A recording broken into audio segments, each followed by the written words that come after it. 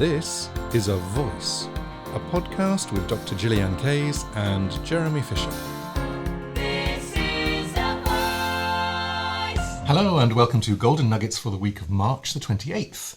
This week we're looking at what a singer needs to do every day. The thing that some singers don't realise is important. That they often don't know how to do efficiently. The thing that can make or break your performance or recording. And we have not one but two featured resources from the Learning Lounge. What are we talking about? The focus for the week of March 28th is close-up of a singer wondering why their voice isn't working in the same way it did yesterday. What's in a warm-up? Okay, Gillyanne, do you have any stories about warm-ups? Yes, I do, actually. Quite a few years ago now, I was teaching at the Royal Central School of Speech and Drama, and I was brought in really to work with the musical theatre strand. That was my main role. But as part of that, Central had a very good system where they had 3 warm-ups every morning for each year group. Okay. So there was a spoken voice warm-up, there was a movement warm-up and a singing voice warm-up. Okay. And that meant on the days that I went in, I had to deliver 3 half-hour warm-ups for each year group. Got it. And that in itself was a challenge in terms of, how do you purpose something for all of those people in the room?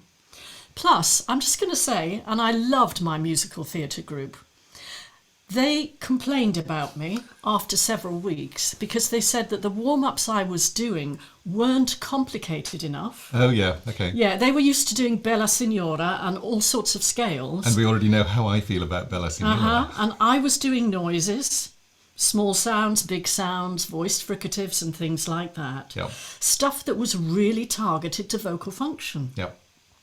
And I actually had to sit down with them one day and say, people, you need to do this. This is what a warm-up is. The rest is singing scales. And you know what? Not all of you lot can do them. That went down well. Not all of you lot can do them. Yep. And more than half the rest of the room can't do them either. I am not dumbing down by doing these warm-ups. And what was so lovely was much later, I had students come to me and say, I don't get tired during the day because of your warm-up. And that leads us rather nicely into one of your stories, am I right? I have something very similar, yeah. I was MDing Calamity Jane, the national tour, and I'd taken over from a very good MD who was an instrumentalist musician and a friend of mine, but he wasn't a voice expert. And so I was MDing the second part of the tour, and I was doing warm-ups very similar to you, that we had a warm-up every night before the show. And I was doing some really specific exercises, which in fact we're going to be talking about later on in this. And they got a bit bored. It's like, oh, can we do something different? Can we do Johnny has a head like a ping pong ball or something like that? And I went, yeah, but you do these first. And so 6 weeks into the show, they actually came back to me and they said, your warm-up.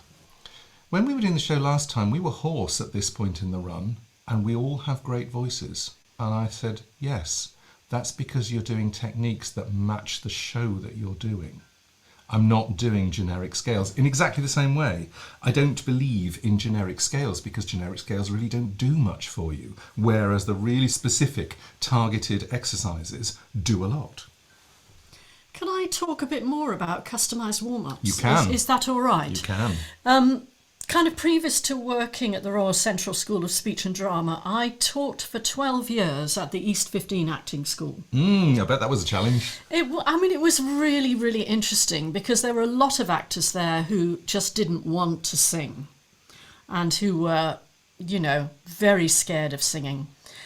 And it took me a while to work out the kind of warm-ups that they needed. And I used to record them. Do you remember cassettes and Sony Walkmans? Sony Walkman. They used to record the warm-ups in the class session on their Walkman. And then they would use them. And what I found out in due course, as I got better at this, was that these exercises were being passed out to actors in other drama schools. Oh, really? Yeah. And people were saying, that's a fantastic warm-up. Can I have a copy of the next warm-up that she does? And I began to realise how good my warm-ups were. And the reason that we're talking about this is because One of the featured resources this week from the Learning Lounge is What's in a Warmup, Webinar 3, in which we break down what a warm-up is, what it consists of, and what it is that you need to warm up. So Gillyanne is going to pop away and come back later on to tell you what the inspiration of the week is, and it is quite interesting, and it's to do with the ultimate cool down. Thank you, Gillyanne. Vocal warm-ups, 6 key areas that a singer needs to warm up. Vibration, breath, range, resonance, consonance, and brain and body. Not every warm-up needs all 6, but you need to know why they're on the list. We created this hour-long webinar, or plus hour-long webinar, back in 2012 because so many of the new clients we had didn't know what a warm-up was and what they were actually supposed to warm up. This webinar on the Learning Lounge is divided into 16 chapters. You can pause and rewind, stop and start, each one of them, and absorb and try out the contents. We also share techniques for special situations, company warm-ups, class warm-ups, young voices and adolescent voices. They're all included in the Learning Lounge monthly membership. Here's a little excerpt from What's in a Warm-up in the Learning Lounge. Now, we've identified 3 types of warm-up, or 3 situations where you need warm-ups. Getting the voice ready to work in a lesson, getting the voice ready for self-practice, and getting the voice ready for performance. Now the first 2 are very similar, but the last one is very specific, and it's very specific to that performance. So what we're doing here, the voice is an instrument, it's a biomechanical instrument, it's responsive to the time of day, it's responsive to our energy levels, it's responsive to our emotional state. And each time it's different, and actually that's why we need to do a little bit of mindful warming up. Yes. And also to bear in mind that the tasks of energised speaking and of singing are different from everyday voice use. Okay, let's get on to the meat and potatoes. And what we're going to do is present a couple of slides with the bullet points on, and then we are going to take the whole lot apart and explain why these are important and how you do them. So, what am I warming up? Getting the vibrations going cleanly, that's the vocal folds themselves. Starting and finishing the sound, not always focused on in warm-ups. Getting the breath moving in and out. Negotiating range without overstretching. And bearing in mind what we said earlier with one of the slides, we aren't overstretching in the warm-up because the development and extension of range is for the skill time in the lesson or in the choral rehearsal. And that happens after the warm-up. Also, vowels and resonance, and we include in that the positioning of the lips, tongue, jaw and soft palate. Consonants, that's moving your articulators, and in this case it's differentiation or separation of the lips, the tongue, the jaw and the soft palate. And finally, brain and body, and that includes musical and lyric patterns, that's words, and strength, energy and connection. Where is your voice today? We recommend a 2-minute check-in before your warm-up. Then you can target your warm-up to your real-life vocal situation, not your vocal wish list. There's more in What's in a Warm-up in the Learning Lounge. Why is the vocal check-in so important? Because there's no point in doing the same warm-up each time if your voice is in a completely different state. You're not starting from scratch with your voice, you need to know where it is and what's happening with it right now. Do your check-in in the shower, while you're walking around the house or in the car. In What's in a Warm-up, Gillyanne shares the specific warm-up she created for a female singer-songwriter to release constriction, address breathiness and embed the techniques into performance in a short routine. Speaking voice exercises are just as valuable as singing voice exercises in these circumstances.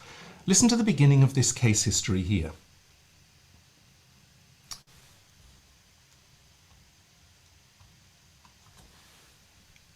Let's just whiz through a couple of specific case histories, because it's always nice to think about this business of how you tailor the warm-ups. And by the way, Ruth, this is probably going to start answering your question about how long do you take and what do you do. So Yes. here are some specific cases. Thank you. So this is a client of mine, just slightly disguised, female singer-songwriter, sings in a gutsy, bluesy style, and she plays keyboard. While she sings, she plays keyboard standing up. And in terms of style, think sort of slightly Nina Simone-ish. Yeah. And what she wanted was for me to create a warm-up for her that she could do on a regular basis, and that she could also do on the days of gigs, and she could also do, if necessary, during the setup of the gig. That was the plan. Yeah. So this is what we did.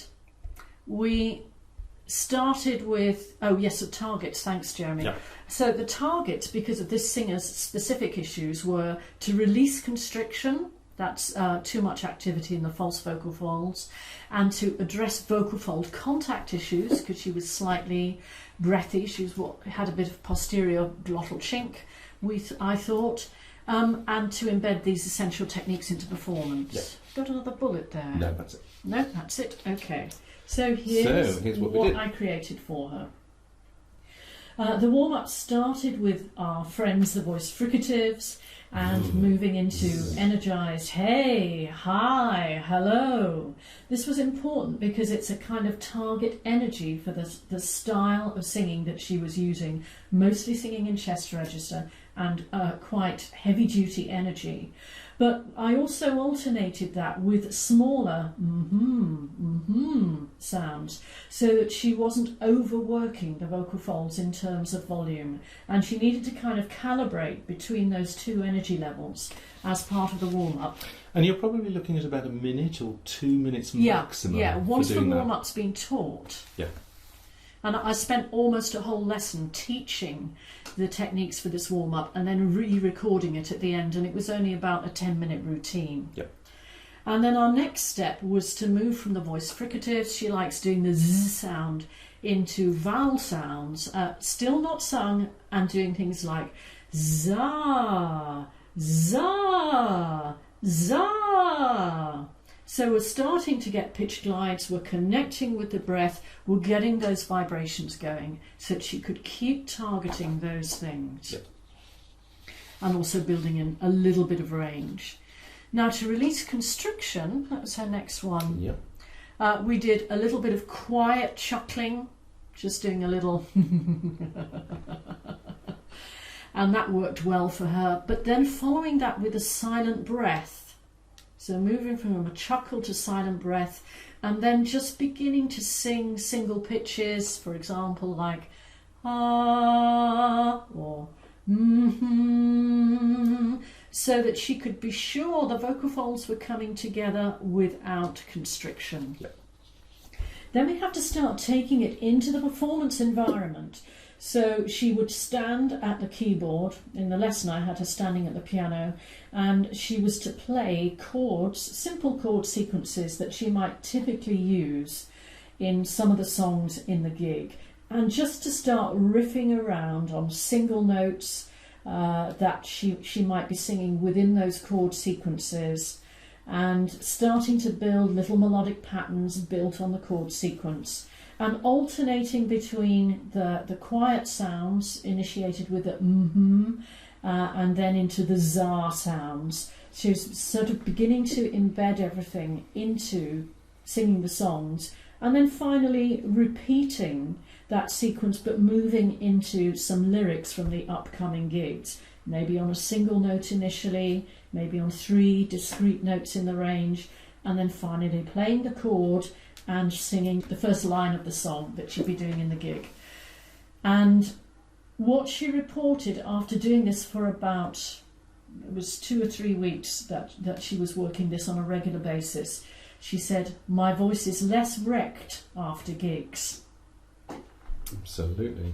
Okay. And that would have taken 5 minutes? It was about a 10-minute 10 minutes. sequence all told. Yeah.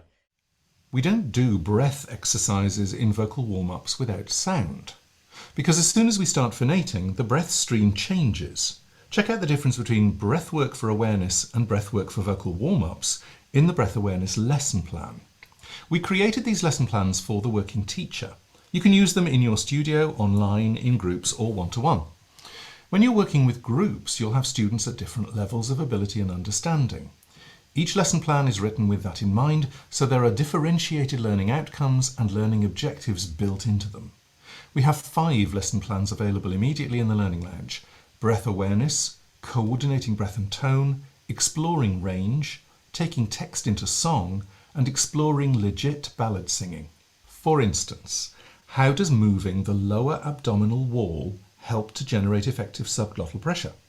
And how would you help a singing student if they can't feel that abdominal movement? The answers are in the breath awareness lesson plan. Every lesson plan we've created has questions and reflection points at the end to help you embed your knowledge. And at the completion of each lesson plan is a CPD certificate, that's continuing professional development, for you to download, print out and share on social media. So Gillyanne's back. Tell us about Inspiration of the Week this week. Yeah, this is another one of my slightly wild cards. Back in, I think it was early 2021, when the UK was in another severe lockdown, you know, when the Delta variant came out, we were watching YouTube one night and we saw a programme about Max Richter, the composer, and in particular the piece that he wrote called Sleep, which is an 8-hour piece. I was completely transfixed by this because, you know, at that time we were all being very isolated from each other. And what they were showing was that at performances of this piece, people would turn up with their sleeping bags and their sleeping mats, and they would all gather together in a room. I think they were in the Turbine Hall in London. They've done it in various places. They've also been in a cathedral. They've been in an outside square in New York. So they've done it in lots of places. There was something so incredibly moving about, you know, maybe hundreds of people getting together and trusting enough in the power of music to actually sleep in the same room.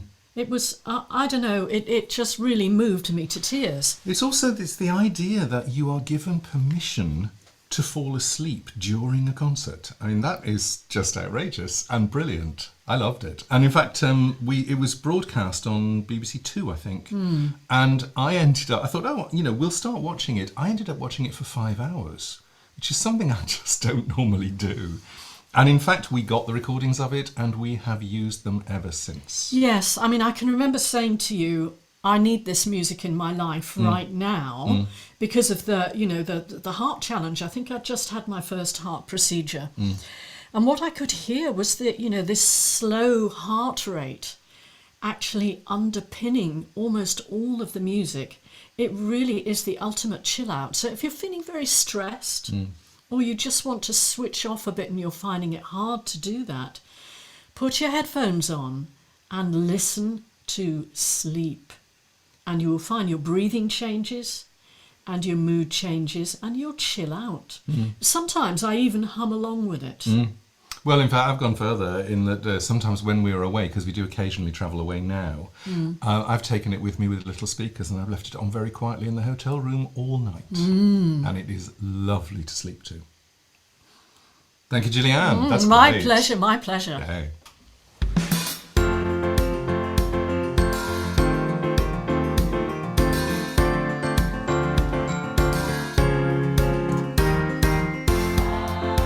This is A Voice, a podcast with Dr. Gillyanne Kays and Jeremy Fisher.